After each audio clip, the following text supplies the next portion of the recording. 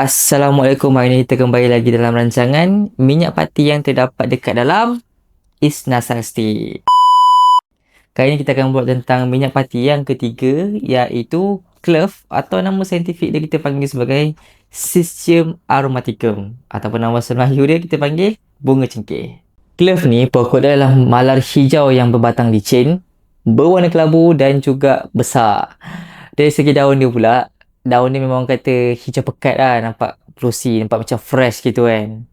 Okay, untuk nak tahu dia punya tunas dia tu, pada musim hujan yang panjang, dia akan bertunas warna merah jambu, kemudian dia akan bertukar kepada warna merah. Dan dia punya kumpulan spesies pula adalah Myrtaceae. Aku nak sebut pun macam, wish, keempat gila nama dia. Manakala untuk cara kita nak extract minyak pati dalam bunga cengkeh ni, adalah dengan cara penyulingan wap dari kuntum yang belum mekar. Kalau korang nak tahu pula dari segi asal usul dia lah, dia berasal daripada Indonesia dengan Madagaskar.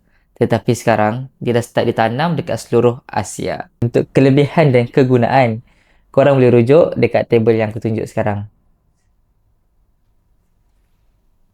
Okay guys, itu saja untuk hari ni. Aku akan sambung untuk last punya minyak pati, iaitu peppermint. Okay, apa-apa pun jangan lupa macam biasa, kalau nak tahu tentang kita orang punya produk ataupun nak beli kita orang punya produk, boleh tengok beg kuning ataupun tengok kita orang tengah live, boleh masuk macam biasa.